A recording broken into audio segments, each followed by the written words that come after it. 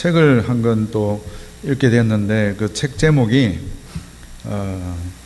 믿음을 묻는 딸에게 아빠가, 저자는 정한욱이라고 하는 분이에요. 이 책 내용 중에 이제 딸이 이제 아빠에게 죄란 무엇인가요? 라고 묻는 내용이 나와요. 그 질문에 이제 이 아빠가 어떻게 대답을 하느냐면, 죄란 생각하기와 공감하기를 거부한 태만의 결과다라고 이제 대답을 하는 내용입니다. 그 내용을 좀 살펴보면, 그 독일의 철학자인데, 정치 철학자인데 한나 아렌트라고 하는 사람이 있었어요. 이 사람이 이제 유대계 독일인이었어요. 2차 세계대전 그때 당시에 이 나치 독일의 박해를 피해가지고 그 미국으로 이제 망명을 했다가, 이분이 연구했던 내용은 전체주의라고 하는 이것을 연구를 하면서 명성을 또 떨쳤던 정치 철학자였는데, 이 사람이 이제 어떤 한 언론사의 의뢰로 우리가 잘 알고 있는 그 아돌프 아이히만이라고 하는 이 사람의 재판에 참관을 하게 돼요. 이 아이히만은 그 어떤 사람이냐면, 독일의 그 나치 독일의 그 유대인 학살을 위한 이송 계획을 총책임졌던 사람이었다고 합니다. 전쟁이 끝난 다음에 이 사람이 가 있던 곳은 아르헨티나로 이제 도주를 했는데, 그 이스라엘 정보 요원들에 의해서 납치를 당해가지고 다시 이제 이스라엘에 와서 법정에 서게 된 거예요. 그 재판에서 아이히만은 자신은 유대인들을 학살할 의도가 없었다. 상관의 명령에 따라서 자신에게 맡겨진 임무에만 충실했으므로 나는 무죄입니다 라고 이렇게 주장을 했어요. 그리고 이제 한나 아렌트라는 정치 철학자가 이 재판 진행되는 과정에서 자기가 상상을 했어요. 이 사람은 분명히 악의 화신일 거라고 이렇게 예측을 했었는데, 의외로 외모를 볼 때 멀쩡하고 또 평범해 보이기까지 했다고 합니다. 그렇지만 이 아이히만을 자세히 관찰한 이 아렌트는 그 사람의 문제가 무엇일까 깨닫게 된 것은, 다른 사람의 처지에서 생각하지 못하는 무능력, 그리고 순종을 이상화했다라고 그래요. 정신 나간 사고방식이라고 정리를 합니다. 아렌트는 이 취재를 마치고 난 다음에 그 결과를 담아있는 그 책을 한 권 내는데, 예루살렘의 아이히만이라고 하는 책을 펴내요. 그 책은 또 논란의 중심에 서기도 하고, 그 책과 관련해서 아마 영화도 그때 우리가 본 걸로 기억이 되는데, 아렌트가 이 책에서 아이히만은 악의 화신이거나 괴물이 아니며, 그가 저지른 죄의 본질은 자신의 행위가 야기할 결과에 대해서 철저하게 사유하는 대신 순종의 편안함을 선택한 결과라고 주장을 했습니다. 죄란 타인의 입장에서 사고하는 능력과 타자의 고통에 공감하는 능력이 결여된 사람이 관성대로 굴러가기를 선택할 때 발생한다는 것이라고 딸에게 설명을 해줍니다. 이걸 보고 우리가 이제 잘 아는 내용이기도 한데, 아렌트가 이것을 보고 이름을 붙였어요. 글자는 5글자예요. 아시죠? 악의 평범성이라고 이름을 붙였어요. 한마디로 다시 정리를 하면, 2차 그 세계대전 당시 벌어진 전대미문의 유대인 학살은 일반인이 가지지 못한 이 사악함으로 무장한 악의 화신들의 아니라는 거죠. 타인의 고통에 대해서 사유와 공감의 능력을 완전히 상실해버린 모자란 인간들에 의해서 자행되었다라는 겁니다. 죄라는 것은 다시 인간을 인간이도록 만드는 생각하기와 공감하기를 거부하는 태만의 결과라는 사실을 의미한다고 아빠가 딸에게 들려주는 책 내용이에요. 저는 이 책을 읽으면서 생각하기와 공감하기를 거부한 아이히만이라는 사람하고 묵상하고 있는 예레미야 선지자, 자기 민족의 죄를 깊이 생각하며 밤낮 눈물 흘린 예레미야를 생각을 해보게 되었습니다. 이 예레미야 선지자는 요시야 왕 13년째, 예레미야 나이는 그때 나이가 16세에서 18세라고 그래요. 그때 이제 젊은 나이에 부름을 받았는데, 그의 그 사역 기간은 유다의 마지막 5명의 왕 통치 기간이 40년 기간 동안 활동을 했다라고 그래요. 지도를 잠깐 한번 펴볼까요? 지도를 살펴보면, 지도가 아니라 그림, 가계도예요. 가계도를 보면 요시야부터 한번 볼까요? 요시야 할아버지는 므낫세이고, 그 위로 므낫세의 아버지는 누군지 아시죠? 히스기야. 이렇게 이제 16대 요시야 왕이었는데, 이 요시야 왕은 이 그림은 나중에 왕들 얘기할 동안 계속 해주세요. 요시야 왕에게는 아들이 4명이 있다라고 이제 그 역대상 3장 15, 16절에 나와 있어요. 요시야의 아들들은 맏아들은 요하난이라고 나오고, 둘째가 여호야김, 셋째는 시드기야, 넷째는 살룸, 여호아하스라고 나와요. 여기 이제 왕의 순서는 큰아들대로 되지 않아요. 제일 먼저 여호아하스가 17대 왕이 되고, 그 다음에 18대 여호야김, 19대는 여호야김의 아들 여호야긴이 왕이 되고, 그 다음에 왕이 된 사람이 20대는 시드기야 왕이 되는데, 요하난에 대한 기록은 성경에 잘 없어요. 다른 동생은 다 왕이 되었는데 요하난은 언급이 없이 등장하는 거로 보면 어린 나이에 죽었을 것으로 추정을 합니다. 4명 중에서 4번째 아들인 여호아하스 17대 왕으로 세웠는데, 이 여호아하스의 다른 이름은 살룸이라고 불리기도 합니다. 여호아하스는 왕위에 올라 하나님 보시기에 악을 행했다라고 해요. 애굽 왕에 의해서 3개월 만에 폐위되고, 둘째 아들인 여호야김 왕에 의해 여호야김이 애굽 왕에 의해서 또 18대 왕으로 등극을 합니다.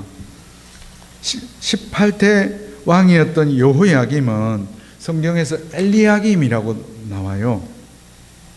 애굽 왕이 그의 이름을 여호야김으로 바꾸었어요.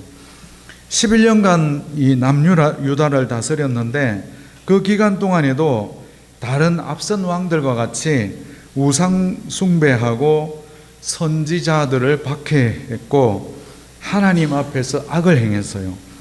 그때 그 선지자 우리야라고 하는 선지자가 있었는데, 애굽에까지 찾아가서 우리야를 붙잡아서 죽이기도 했어요. 그리고 하나님 말씀을 기록한 두루마리를 칼로 베어서 화로불에 태우기도 했습니다. 백성들에게 많은 세금을 거두어서 또 애굽 왕에게 바쳤고 사치스러운 궁전을 세우기도 했습니다.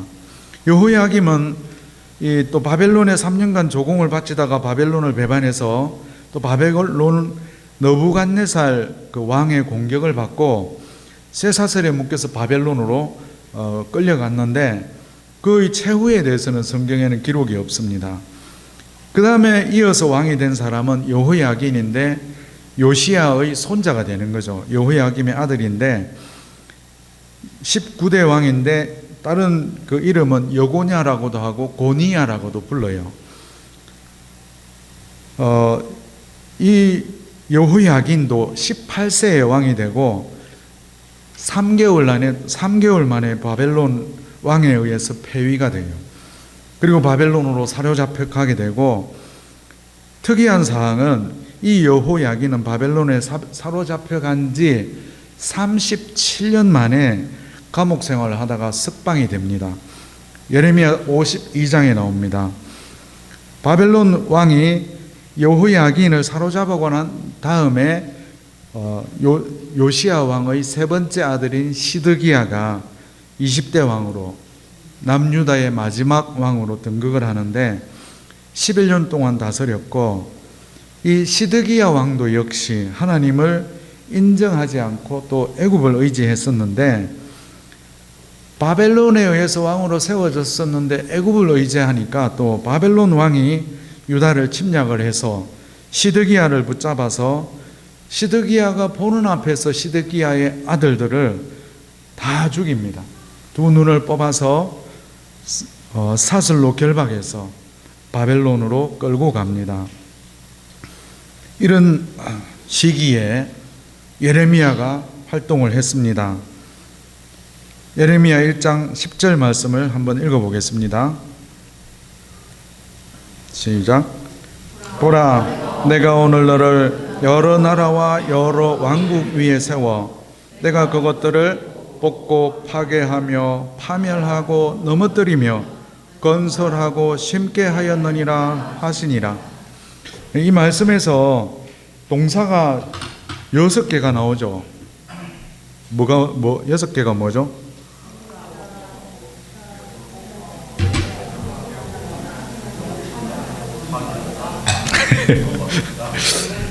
네, 여러 가지 동사가 있긴 하지만 뽑고 파괴하고 파멸하고 넘어뜨리고 건설하고 심는다. 하나님께서 예레미야를 부르시고 예레미야에게 행할 일을 맡겨주십니다. 하나님의 말씀에 순종했던 예레미야는 바른 소리를 전하는 참 선지자였습니다. 우상을 숭배하고 불의를 행하는 죄에 대하여 하나님의 징계가 있을 것을 예언한 결과 동굴에 갇히게 되고 도망다니게 되고 감옥에 수감되고, 그리고 고향이었던 아나돗 사람들에 의해서 협박을 당하기도 했습니다. 하나님께서는 자기 백성을 벌하실 수 없는 그 하나님, 그리고 깨닫지 못하는 백성, 그 사이에서 안타까운 마음으로 눈물을 흘리며 예언을 했습니다. 예레미야 9장 1절을 함께 읽어보겠습니다. 시작. 어찌하면 내 머리는 물이 되고 내 눈은 눈물 근원이 됐고, 죽임을 당한 내 딸 내 백성을 위하여 주야로 울리로다. 그래서 예레미야에게 붙여진 별명이 있잖아요. 눈물의 선지자라고. 그래서 부릅니다. 예레미야는 증거하는 일을 중단하고 싶다고 또 부르짖기도 했어요. 그러나 그렇게 할 수가 없었는데 예레미야 20장 9절입니다. 읽어보겠습니다. 시작. 내가 다시는 여호와를 선포하지 아니하며 그의 이름으로 말하지 아니하리라 하면 나의 마음이 불붙는 것 같아서 골수에 사무치니 답답하여 견딜 수 없나이다. 골수에 사무쳐서 이 하나님의 말씀을 골수에 사무치도록 하나님의 말씀이 그 마음 중심에 있었기 때문이기도 합니다. 이 예레미야서가 52장까지 있는데 1장부터 25장은 예레미야에게 임한 하나님의 말씀이 기록이 되어 있고, 26장에서 45장까지는 여호야김 시대 때부터 시드기야 시대 때까지 상황, 그리고 예레미야의 사역이 소개되고, 46장에서 51장까지는 열방을 향한 하나님의 말씀이 또 선포됩니다. 마지막 52장은 예루살렘의 멸망과 포로, 여호야긴의 석방 이렇게 나눌 수가 있습니다. 오늘까지 예레미야 말씀이 끝이 나잖아요. 매일 성경 본문에서 52장, 오늘 끝난 52장은 1장에서 기록된 내용대로 바벨론에 의해서 완전히 멸망하는 예루살렘 성전을 생생하게 보여줍니다. 뽑고 파괴하여 한순간에 잿더미가 되었습니다. 그리고 건설하고 심는 일도 바벨론으로 끌려간 포로들을 통해 시작될 것이며 52장의 마지막 부분에 세 차례 포로들의 숫자가 기록이 됩니다. 그 숫자를 언급함으로 새롭게 건설하고 심는 것에 대한 것을 암시하고 있습니다. 그리고 사로잡혀 갔던 여호야긴도 37년 만에 감옥에서 석방이 됩니다. 요시야 13년부터 예루살렘 멸망할 때까지 예레미야를 통해서 선포된 그 하나님의 말씀은 그대로 이루어지고 있는 현실을 담고 있습니다. 오늘 본문 22장 1절 2절입니다. 함께 읽어보겠습니다. 시작. 여호와께서 이와 같이 말씀하시되 너는 유다 왕의 집에 내려가서 거기에서 이 말을 선언하여 이르기를 다윗의 왕 위에 앉은 유다 왕이여 너와 내 신하와 이 문들로 들어오는 내 백성은 여호와의 말씀을 들을지니라. 하나님은 다윗의 보좌가 영영하리라는 영원한 언약을 다윗과 맺으셨습니다. 하나님의 영원한 이 언약은 다윗 가문의 그 후예들을 행하는 정의와 공의를 통해서 견고해지도록 하셨습니다. 3절부터 5절을 함께 읽어보겠습니다. 여호와께서 이와 같이 말씀하시되 너희가 정의와 공의를 행하여 탈취당한 자를 압박한 자의 손에서 건지고 이방인과 고아와 가부를 압제하거나 학대하지 말며 이곳에서 무죄한 피를 흘리지 말라. 너희가 참으로 이 말을 준행하면 다윗의 왕 위에 앉을 왕들과 신하들과 백성이 병거와 말을 타고 이 집 문으로 들어오게 되리라. 그러나 너희가 이 말을 듣지 아니하면 내가 나를 두고 맹세하노니 이 집이 황폐하리라. 여호와의 말씀이니라. 성경을 보다 보면 그러나라는 이 접속사가 참 자주 나와요. 그러나 다윗의 후예라고 할지라도 이를 행하지 않으면, 정의와 공의를 행하지 않으면 황폐하게 될 것이라고 말씀하십니다. 결국 정의와 공의를 행하지 않았습니다. 그래서 다윗의 집이 황폐하게 됩니다. 너희가 내 양떼를 흩으며 돌보지 아니하였도다. 보라, 내가 너희의 악행 때문에 너희에게 보응하리라 하셨는데 그렇게 성취가 되었습니다. 52장에서와 같이 다윗의 왕조는 20대 시드기야 왕으로 종말을 맞게 되었습니다. 그러나 다윗 가문의 새로운 왕이 등장할 것을 예레미야 23장 5절 6절에서 말씀하십니다. 5절 6절을 읽겠습니다. 여호와의 말씀이니라. 보라, 때가 이르리니 내가 다윗에게 한 의로운 가지를 일으킬 것이라. 그가 왕이 되어 지혜롭게 다스리며 세상에서 정의와 공의를 행할 것이며 그의 날에 유다는 구원을 받겠고 이스라엘은 평안히 살 것이며 그의 이름은 여호와 우리의 공이라고 일컬음을 받으리라. 장차 하나님이 세우실 참된 다윗의 후예가 올 것을 말씀하십니다. 다윗에게 한 의로운 가지를 일으킬 것이니 그는 세상에서 정의와 공의를 행할 것이며 그로 말미암아 유다와 이스라엘은 구원을 받게 될 것을 미리 말씀해 주십니다. 그의 이름은 여호와 우리의 공의, 아도나이 치드케누라고 합니다. 여호와 우리의 공의, 우리 주 예수 그리스도를 가리키고 있습니다. 다윗에게 한 의로운 가지를 일으키셔서 메시아를 보내주실 것이라고 하신 말씀은 성취가 되어 지금 메시아이신 예수님 우리와 함께하고 계십니다. 아울러 우리와 우리의 공의가 되신 하나님은 주를 믿고 따르는 백성의 삶 속에도 정의와 공의가 이루어지고 실행되기를 원하십니다.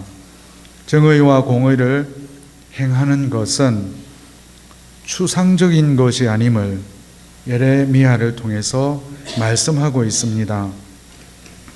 황폐해가는 유다를 향해 예레미야는 백성의 죄악상에 대해서 적나라하게 고발하고 심판을 선포합니다.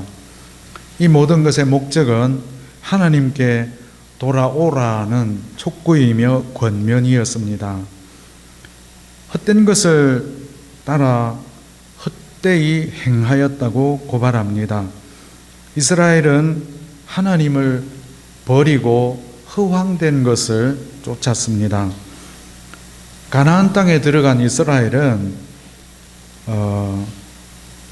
바알이 도움이 된다고 여겼습니다. 바알이라고 하는 이 신은 풍요와 또 비와 구름의 신이기 때문에 농사짓는 가나안 땅에서 바알에게 이스라엘 백성들이 마음이 빼앗기고 말았습니다. 풍요와 넉넉함에 취하여 하나님을 잊어버렸습니다. 예레미야는 이스라엘이 모든 높은 산 위와 푸른 나무 아래에서 우상을 숭배하느라 몸을 굽혔다고 고발합니다. 이스라엘 백성들은 바알을 따르면서도 노골적으로 드러내어서 숭배하지는 않았습니다.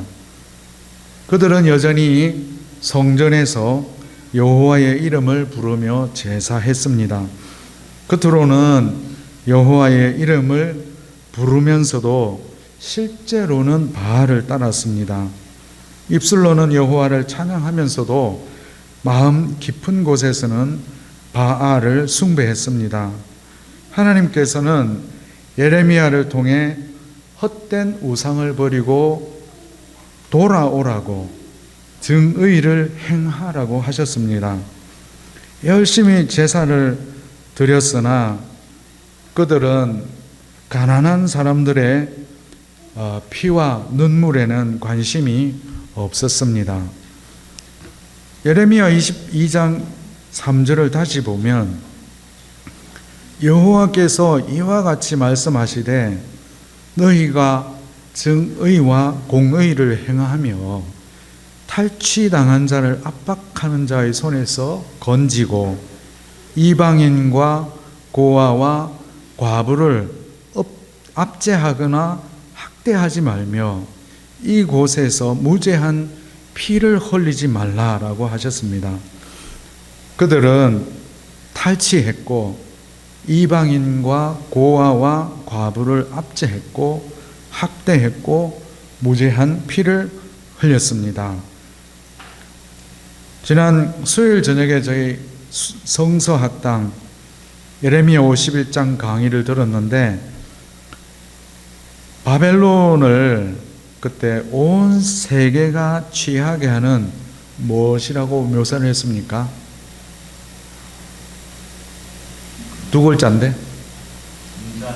맞습니다. 공부를 열심히 했네요. 그 금잔의 의미를 뭐라고 했는지 혹시 기억하십니까? 그 금잔의 의미가 강력함과 풍요의 환상이었고, 그 금잔이 매혹적이어서 그 금잔의 포도주를 마심으로 취하게 하고 미치게 한다고 나옵니다. 강력함과 풍요를 위해서는 약자들의 눈물이 보이지 않게 되며 무정한 세계가 된다고 했습니다. 하나님께서 원하시는 정의와 공의하고는 반대입니다. 그래서 우상숭배는 고아와 과부, 나그네 등 가난한 이웃을 돌보지 않는 태만과 연결이 됩니다. 달리 도움을 청할 길 없는 이웃을 돌보는 것에는 관심이 없습니다. 예레미야가 볼 때 다른 신을 섬기는 삶과 가난한 이웃을 돌아보지 않는 삶은 모두 하나님을 떠난 삶이라고 합니다. 우상숭배의 핵심에는 가난한 이들을 짓밟고 정의와 공의를 버려진 채 드려지는 제사의식이 있었음을 알려줍니다. 우상을 숭배하지 않고 하나님 한 분만 섬기려는 사람은 결코 가난한 이웃을 무시하며 살 수 없습니다. 우상 숭배하는 것하고 가난한 이웃을 무시하는 것, 이것이 분리된 것이 아니라는 것입니다.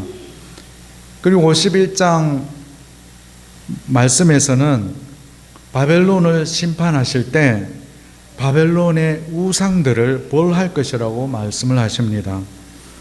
포로로 끌려왔던 약자들의 눈물을 돌아보지 않은 죄에 대한 심판이 우상들을 벌하는 것으로 나타납니다. 우상 숭배는 이방 신에게 절하고 섬기는 것이라기보다는 자신의 욕심을 채우려 하다 보니 가난한 이웃이 들어설 자리가 없는 것입니다. 하나님께서 쓰시는 그릇이 되려면 두 가지가 필요한데, 두 가지 뭔지 기억나십니까? 깨끗함, 비유. 깨끗함과 비유 있음인데, 이스라엘에게 어쩌면 이 바벨론 포로 70년의 시간은 이 깨끗함과 비어 있음을 이루기 위한 시간이었던 것 같습니다. 한나 아렌트가 이야기했던 내용을 다시 보면 말이 어려워서 잘 생각이 안 나죠. 죄란. 타인의 입장에서 사고하는 능력과 타자의 고통에 공감하는 능력이 결여된 사람이 관성대로 행하기를, 관성대로 굴러가기를 선택할 때 발생한다는 것이라고 합니다. 이것을 악의 평범성이라고 이름을 붙였는데, 이때 유대인 학살, 일반인이 가지지 못했던 사악함으로 무장한 악의 화신들이 아니었다는 거예요. 타인의 고통에 대해서 사유하고 공감의 능력을 완전하게 상실한 모자란 사람들에 의해서 자행된 것이라고 합니다. 인간을 인간이도록 만드는 생각하기, 공감하기, 그것을 거부하면 그것이 태만의 결과가 되는데, 이것이 바로 죄라는 거죠. 이 말씀을 예레미야의 말씀과 같이 묵상하다가 보니까 이 아렌트가 한 이 말이 공감이 되었습니다. 그리고 이 나치 독일, 이 시대에, 이 박해받는 이 시대에 예레미야처럼 예언자적인 목소리를 내었던 한 신학자가 있습니다. 우리가 아까 불렀던 선한 능력이라는 노래를 우리가 불렀는데, 그 노래를, 그 가사를 지은 사람이 본회퍼라고 하는 분입니다. 나치의 탄압에도 굴복하지 않고 저항하다가 젊은 나이에 수용소에서 교수형으로 생을 마감하게 됩니다. 그는 또한 그때 당시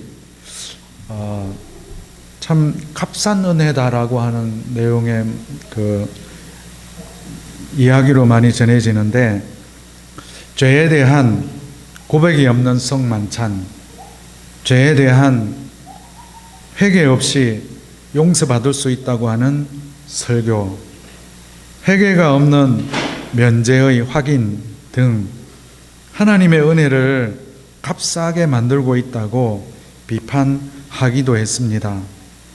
관성대로 굴러가기를 선택한 사람이 아이히만 혼자만이었을까요? 아마 수많은 기독교 신자들이 포함이 됩니다.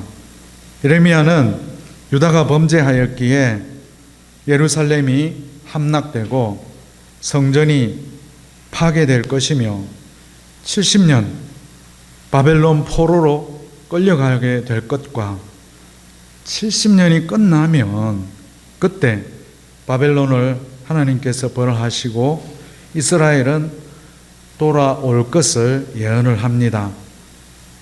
예레미야 시대 때 다른 선지자들이 많았는데 그들은 결코 바벨론 왕을 섬기지 않을 것이라고 예언합니다. 어쩌면 회개하지 않고 회복과 구원을 기대하게 합니다.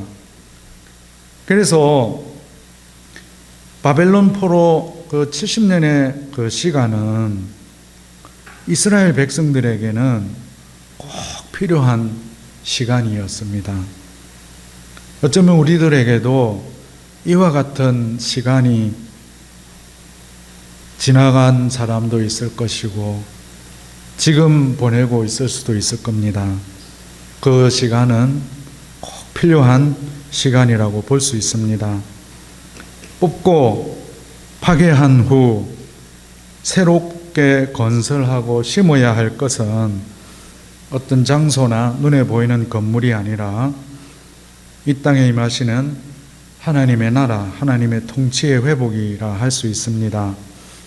현대를 살고 있는 우리 자신이 깨끗함과 비어 있음의 그릇이 되어 타자의 고통에 공감할 줄 아는 사람, 달리 도움을 청할 길이 없는 이웃의 아픔이 느껴지고 무시하지 않고 돌볼 수 있는 정의와 공의를 실천하는 공동체가 되기를 기도합니다.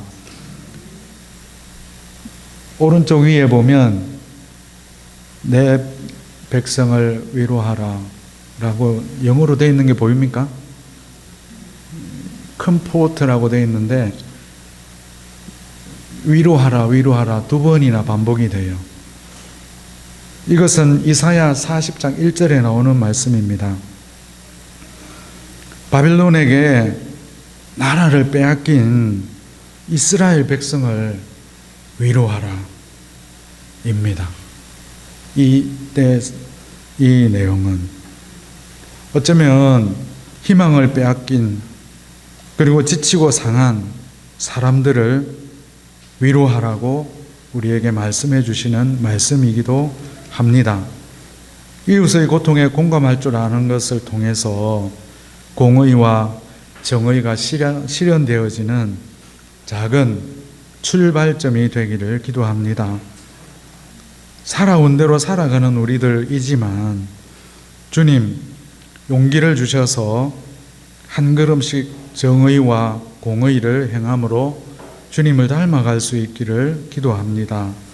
나아가 예레미야와 같이 울고 있는 사람과 함께 울 수 있는 사람 되게 하시고 내 백성을 위로하라고 하신 말씀에 순종하게 되기를 기도합니다. 제가 마무리 기도하겠습니다. 하나님 아버지, 하나님의 사랑으로 서로 사랑하며 내 백성을 위로하라 비전의 말씀으로 우리를 여기까지 인도해 주신 주님 감사합니다. 십자가의 보혈로 우리를 구원하시고 하나님의 자녀 삼으신 것을 감사합니다. 그 은혜를 잊지 않고 정의와 공의를 행하는 삶을 살게 하여 주시옵소서. 타인의 입장에서 사고하는 능력을 주시옵소서. 타자의 고통에 공감하는 능력을 주시옵소서.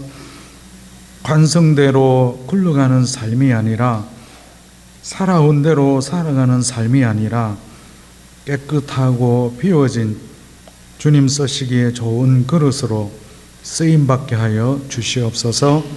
예수님 이름으로 기도했습니다. 아멘.